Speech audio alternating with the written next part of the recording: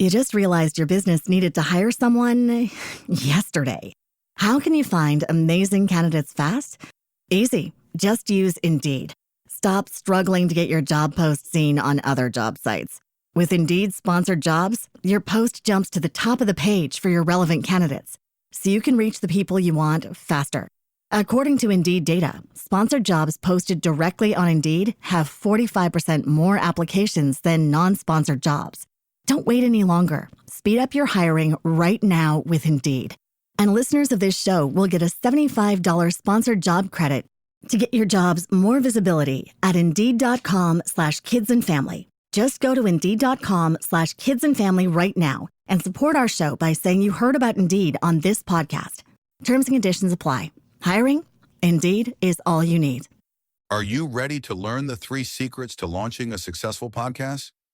Hi, I'm Bill, a recent client of the Podcast Mogul. If you've been thinking about starting a podcast but aren't sure where to begin, he's got you covered. He is hosting a free webinar where he will share the 3 secrets that can help you launch, grow, and monetize your podcast without any fancy equipment or technical headaches. Click the link in the show notes to save your spot now and let him help get your podcast off the ground. Welcome to Invest in Yourself, the Digital Entrepreneur Podcast. Join the podcast mogul Phil Better as he interviews successful entrepreneurs that make their living in the digital world. Now, let's join your host, Phil Better, and his special guest today on Invest in Yourself, the Digital Entrepreneur Podcast. Ladies and gentlemen, entrepreneurs and investors alike, welcome back to another riveting episode of Invest in Yourself, the Digital Entrepreneur Podcast, your go-to source for all things innovation and success in the digital realm. I am your host, Phil Better, the podcast mogul, and today we have a guest who epitomizes the modern-day digital entrepreneur. Imagine a dynamic individual whose journey from the corporate world to the forefront of online businesses is nothing short of inspirational. With a keen eye for opportunity and a strategic mindset, our guest has carved a path that merits the words of passive investing, passive investing, entrepreneurship, and remote work seamlessly. Apparently, I'm a little tongue-tied. Armed with a background in engineering management and master's degree in project management, our guest brings a wealth of expertise to the table. But what truly sets them apart is their relentless pursuit of alternative investments in the digital landscape. Picture this, a world where online businesses are not just a venture, but a vehicle for passive investment, where every click, every transaction holds the promise of financial growth. Our guest saw this potential season and now leads the charge in revolutionizing the way accredited investors approach online business opportunities. But who is this visionary trailblazer, you may ask? Well, hold on to your seats, because today we are honored to welcome none other than Kyle Kuderewski, the operating manager at WebStreet, formerly Flipper Capital, to the show. So, Kyle, thank you so much for being here. Hey, Phil. Thanks for having me. Excited to get going. All right. So I want to start off with the first question, because that's how we like to do it. Just get right into it here. Why did you want to become an entrepreneur? What was it that sparked the let's go out and risk everything because I think I can do it? Yeah, sure. So it started early on in an undergrad in engineering school. So I was in mechanical engineering, enjoyed it, was I would say technically capable, but, looking around, I had skill sets that a lot of my peers did not. And they had skills that I didn't have, right? Like I wasn't the most technically sound in the class, but I had people skills and I had an entrepreneurial itch that most engineers didn't. So that's where I started to think about it. I also grew up in the restaurant industry. My dad owned restaurants my whole life. He didn't let me go into that particular industry. I'd say probably for good reason, but I always kind of had that itch. And so I got into a corporate engineering role for about a decade, which gave me a really good start to life, but I always felt like a cog in the wheel. And so really just wanted to branch out and kind of bet on myself. And I moved up rather quickly in the engineering role, which again, I'm thankful for. But I started realizing I'm a little bit of a puppet here. I'm not able to make my own decisions. And what good is me being a manager or a leader? I want to bet on myself. If I fail, I fail. And I probably will at many points along the way. But it's going to be because of the decisions I make, not what somebody else is forcing me to do. So I threw a lot at you there, but that's kind of it in a nutshell. No, I like it because it's something that flows along in a lot of the themes we hear from entrepreneurs on the podcast, that they want to have that control of whether they succeed or fail. Hopefully they succeed. Obviously, everybody wants that success, right? But a lot of them learn more in failure than success. My second question is like, is WebStreet isn't your first venture in the entrepreneurial event space, or is it? No, it's not. So like I said, I worked for about a decade in a corporate role and saved up money. I knew I wanted to get a side hustle going, and maybe that would eventually become a full-time hustle. My first side hustle was in the vacation rental space. So I still own a few vacation rentals over near the beach. It's pretty much passive for me now. I have somebody else manage them when I'm working full time on WebStreet and in WebStreet and on WebStreet and traveling and doing life. So, but that was my first, was a duplex over near the beach, Airbnb and other vacation rentals. It's gotten much more popular now than it was when I first got into it, but it's still, pretty lucrative, a lot of good tax advantages, a lot of just, appreciation and, advantages as far as the appreciation of the real estate. And that was my first venture. At that same time, that's when I kind of learned about online businesses. So I was looking at all kinds of different side hustles, and I just ended up going the real estate route first. And then after that, I got into the digital space that I'm in now. I love that. I love that how because the tools you learned from your online your engineering, obviously the technical, maybe not, but how they created processes, how they created systems, because engineering is very system oriented, right? So that probably helped you building your businesses because you already had, I need a system in place. 100%. Yeah, that can't really be overstated. You can figure anything out once if you can figure out a problem and solve it. But, if you're going to have to relearn or remake mistakes a year later, 5 years later, if you don't have systems in place for your taxes, for managing your team and all of that stuff, then it's really hard to scale. And look, I'm not perfect at it by any means. It's always a work in progress, but you have to try to put those systems in place and constantly improve on them. So you went from, smartly investing in real estate, which obviously, like any investment, luckily has paid off, but not all the time. Like you said, it wasn't as popular as it was. And that allowed you to have that passive income to invest into your second venture or your third and fourth venture until now that you're at WebStreet. What is your goal with WebStreet? Like I said a whole bunch of flowery words about changing the world and that, but what is the core essence of WebStreet? Yeah, so high level vision is to create a whole new alternative asset class. So anybody that has kind of branched out from S&P 500, 401k, maybe real estate investing, kind of your standard stuff. There's a whole world of alternative investing out there. So there's art, there's wine, there's whiskey, there's collectible cards, there's, shoes and all this stuff. Until we built WebStreet, there wasn't a way to invest in online businesses. And I'm not talking about crypto, although, that's doing pretty good right now. I'm talking about actual websites, Amazon storefronts, apps that you use on your phone, software as a services that you use on your computer and or phone. And just digital assets that don't have a physical location. We wanted to give people access, everyday investors access to pieces of these businesses. So I'm going to try and put this in terms that I can understand, and hopefully it will, in essence, you're starting to create, if you will, the penny stock market for online businesses, for that everyday investors can potentially invest in a small business that's on Amazon. So let's say I have an Amazon storefront. I go to you and I'm like, hey, I need investors. Mom and dad don't want to invest or can't invest. And then we put my business there. And then some Jonathan from St. Louis says, hey, this looks like a good storefront. I like the name, Feel Better merch, makes everyone feel better. Puts in $20 or whatever the minimum amount is. And that money goes for me to go to ads and stuff like that. Sure. So you got the model portion of it correct. The size of the businesses are much, much larger. I gather that you're not doing mom and pop size. You're focusing on at least I'm guessing 7+ figures. Revenue. We have the size of the businesses vary based on operator experience, but much larger. We've got about 40 assets right now, worth around $30 million. So you can kind of do quick math there. But you did talk about Empire Flippers a little bit earlier. The reason we have access and we knew this was such a viable asset class is Empire Flippers is our sister company.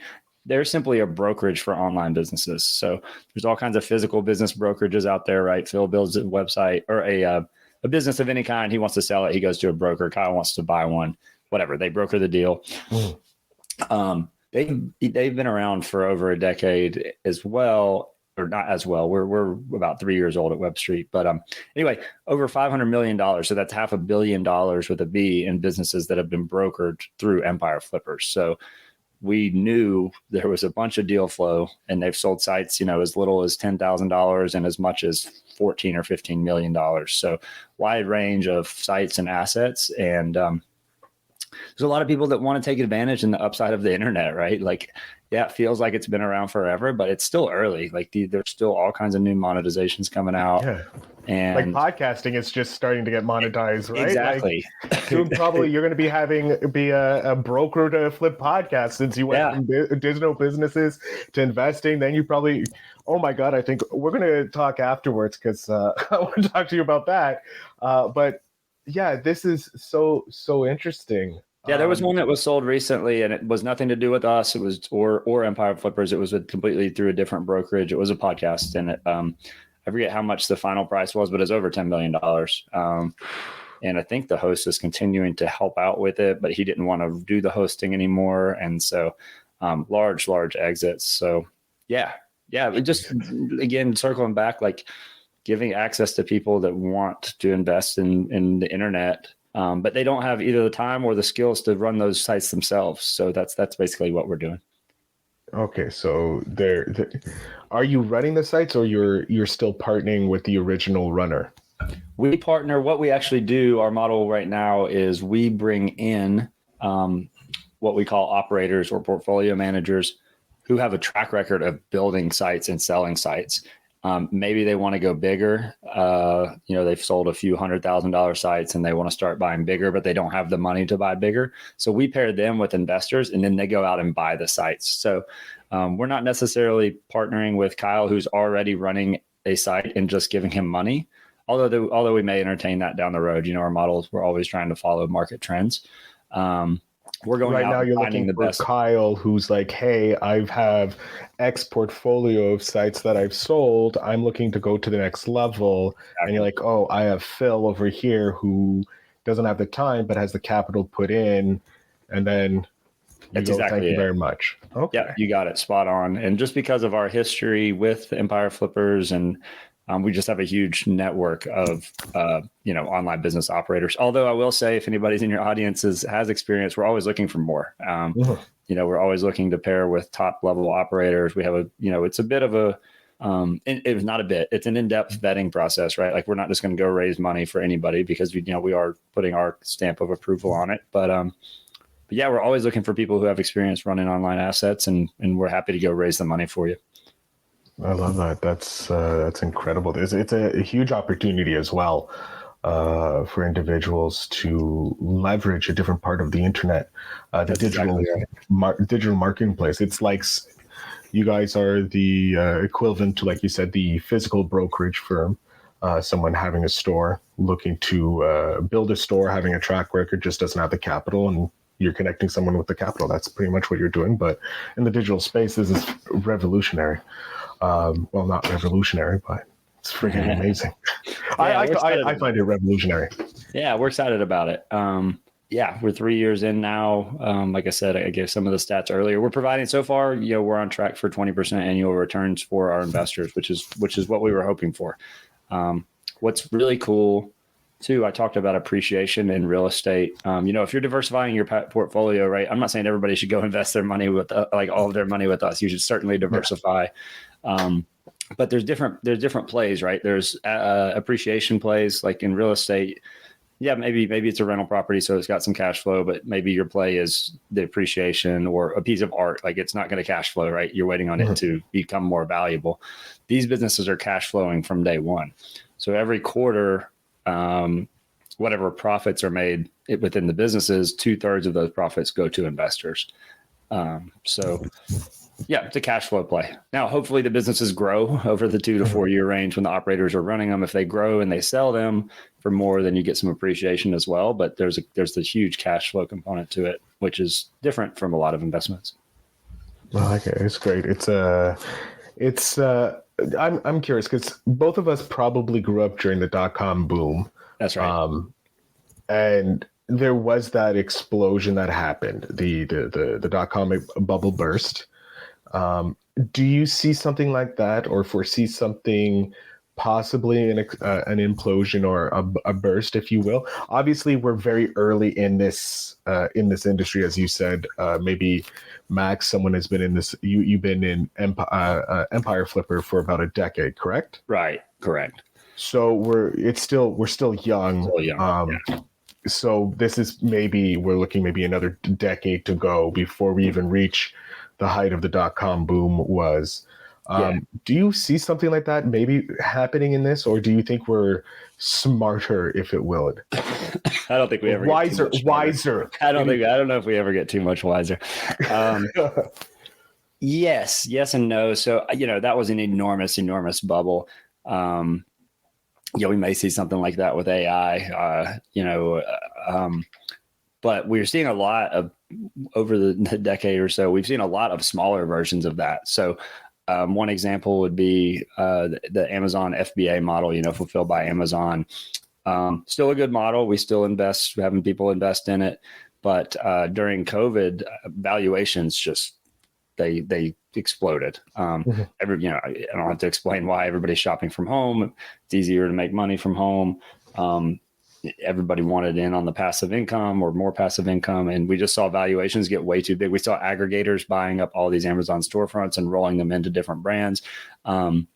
A bunch of those have gone out of business now. Valuations have come back down probably to where they should be. We've seen this with content sites as well. So your content sites, any of your review sites or your blogs where people are going and clicking and getting affiliate commissions, still a good business model, but you're very dependent on Google's algorithms, right? They do updates a couple times a year. They change search rankings. One day you're at the top of the Google search for top 10 travel backpacks, and then they do an update and you're not even on the front page anymore. Your business is going to hurt. And the next big one is definitely around AI. A ton of people are using ChatGPT and others to crank out content, and Google's penalizing them. Maybe not up front. It takes them a little while to catch up. But if you build your whole business around kind of the easy way out, or technology that's not, proven to Google, or whatever the algorithm is, Pinterest, wherever you're selling stuff, there's always risk. So I'll wrap that up. It's a bit long-winded. I'd say change is very, very quick in the online business world, much quicker than something like real estate. It's still developing. So it's a riskier asset class at this point. And like you said, it probably will stabilize over time, but the only constant right now is change. I like that. The only constant is change. With what you've been able to accomplish over the last decade and a half, we'll say, in your journey, what has been a moment that just solidified that you were like, this is the path I should be on? Yeah, that's a good one. It's kind of bringing us back to entrepreneur side, and instead of just the online business world. So I think that's a great question. I think I was pretty picky on what I wanted to do. There's a lot of ways to make money out there, right? There's a whole lot if you're willing to work hard.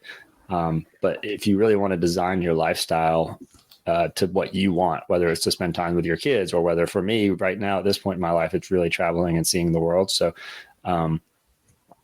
really being able to live and work from anywhere and spend 2 or 3 months in Southeast Asia, in Thailand, in Bali, really is when that solidified it for me, being able to work in cool atmospheres, meet cool people. So what we do as a team, because we're fully remote, is we get together 2 or 3 times a year in a cool location, and we work together. We have a lot of fun together too. We do hiking. We've done paintball. We've done all kinds of different stuff, but getting together with a team that's driven on the same mission, a bunch of hard workers that like to have fun together in a very cool location. I've done the last 3 years, I've done 6 or 8 of these trips. I literally just got back 2 weeks ago from South America with my team, hiked in Patagonia. Every time we do something like that, it really, really solidifies it for me. So yeah, again, I can get a little long-winded. I get passionate about this, but no, I love it. Yeah. For people that are looking to get into, entrepreneurship or starting to get into it, think about what your real goals are. Is it just, do you want to make as much money as possible? Do you want to work, as little as possible? Do you want to be able to work from anywhere? Do you want, just think about that ahead of time, because once you get far into it, it's harder to turn around. Yeah, it certainly has. Once the train starts moving, it takes longer to slow down and could be derail as well. I want to talk about investing in yourself, since we talked a bit about entrepreneurship and that, and the show is called Invest in Yourself, so we might as well talk about that. You successfully transitioned from traditional corporate to pioneering opportunities in the online business. Investing and self-investing seems to be a cornerstone of your journey. How did you prioritize investing in yourself amidst the demands of your professional life?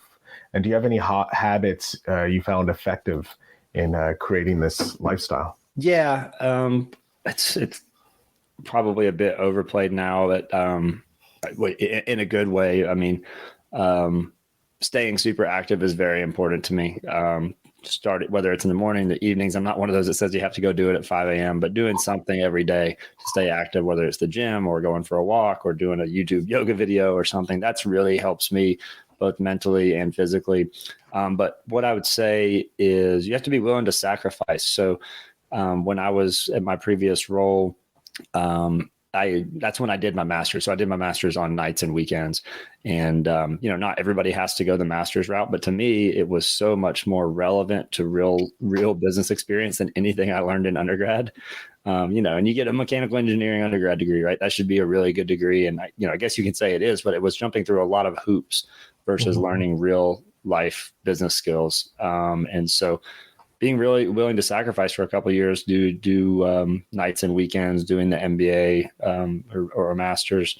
Honestly, it blew my mind, because my former employer was willing to pay for most of that program.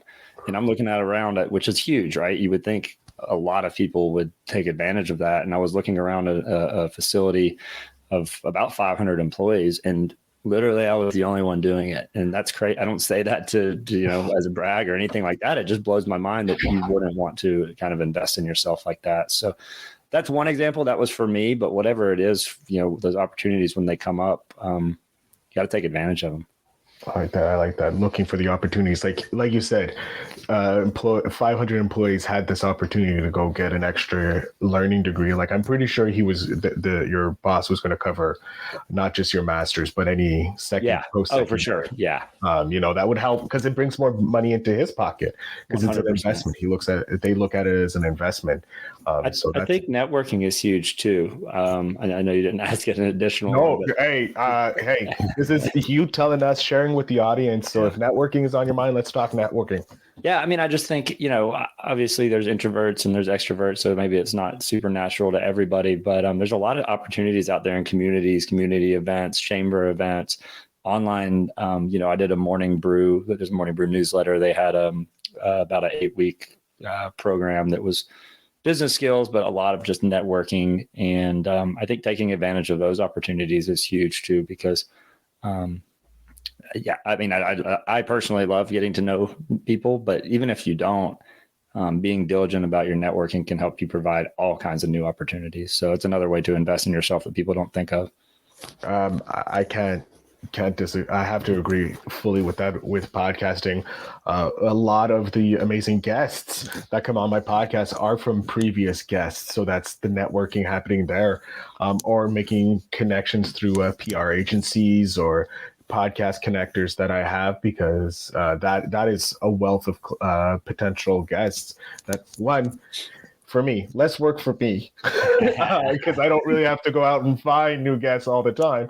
But also, it's great because I get to meet people like yourself, Kyle, that may not be in my immediate network or even hear of this podcast if it wasn't for that network that I created.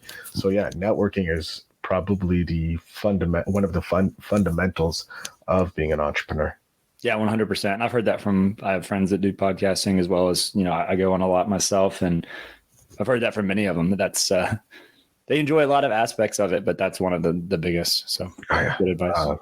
Versus some of the long hours it takes to grow, But with anything, as you put in hard work, it only makes us appreciate it more.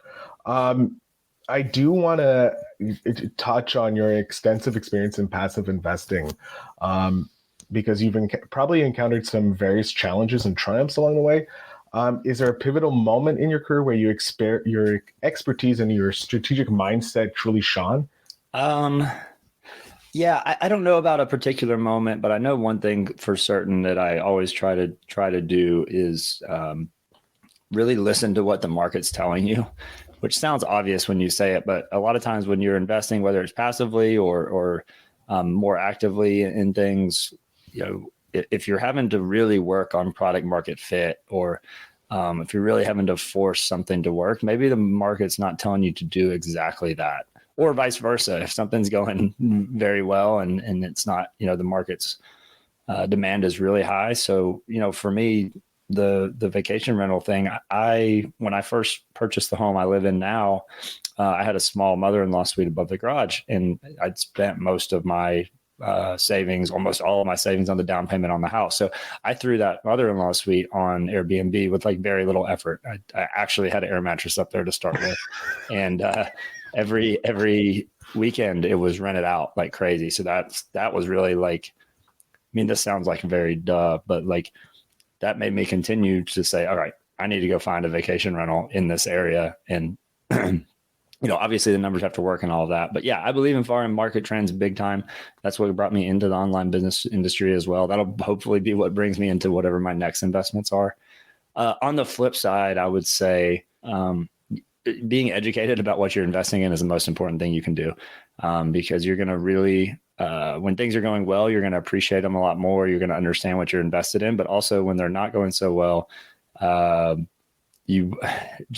don't know what it is about understanding what you're invested in deeply, but you can really understand why it's not going well and not beat yourself up as bad, because you're all going to have good and bad investments. So some advice, not necessarily pivotal in moments, but that's some things I've learned on the way. I love them. Hey, it's going to help someone and be a pivotal moment for someone listening to this podcast sometime down the road. Kyle, we are coming near the end, and I hate it because I want to learn more about your whole business, your life. It's fantastic to me. But I'm wondering, I have the 10-year-old version of you right beside me, a fire kicker, if you will, ready to go. I would like to have one piece of advice that you would love to be able to hand back to your 10-year-old self. What is a piece of advice you would love to hand back? Oh, that's a good one. Yeah, I think it would be similar to what I hit on earlier around the networking. I would get out there as early as possible, be organized, be diligent about meeting as many people and enjoying as many people as you can. I say that now that it's important, but it wasn't always supernatural. It wasn't always something that I was making an effort to do. So that would be my big advice. I guess I just can't overstate how important and how valuable that's been to me in my life. Hey, you said it at least 3 times, which means it must be important. Someone doesn't repeat something unless it's very important. So, Kyle, I want to thank you for that amazing piece of advice. I'm going to jump off stage. I want you to let you think I would talk for a living? I would be able to do my little spiel at the end. Kyle, I'm going to jump off stage here. I want you to let my audience know where they can follow you, where they can connect with you, maybe if they're looking to invest in some businesses, some online businesses or anything like that, the floor, sir, is yours. Sure. Sounds great. Thanks, Phil. So appreciate you guys that are listening. You can see my name here. It's Kyle Kuderewski, long last name. So if it's in the show title, you can find me on LinkedIn, Kyle Kuderewski, Kyle at webstreet.co.co, as well as just webstreet.co, not .com. I'm active on all three of those, LinkedIn, email, and you can find our contact form on our website. If you just want to talk online businesses, if you want to see if it's a fit for you, if you want to learn more about how they work, or if you want to just connect and talk vacation rentals or anything else, I'd love to hear from you. I appreciate you all listening. Cheers. Amazing. Kyle, I can't thank you enough for being on the show. I appreciate you coming out here and sharing your journey with my audience and some amazing pieces of advice. Thanks, man. I enjoyed it. Let's, whenever it comes out, we'll promote it and stay in touch. I love that. To my audience, yes, Kyle does have a long last name, but it is in the show notes and in the title so that you guys can take a look at it. Make sure you connect with him in the links down below. And I thank you so much for listening. And remember to always invest.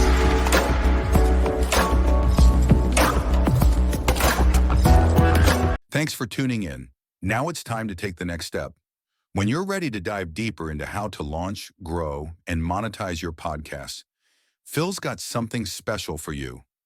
Join him for a free webinar where he'll reveal the 3 secrets that have helped countless entrepreneurs succeed in podcasting. Click the link in the show notes to save your spot, and let's turn your podcasting dreams into reality. You just realized your business needed to hire someone yesterday. How can you find amazing candidates fast? Easy. Just use Indeed.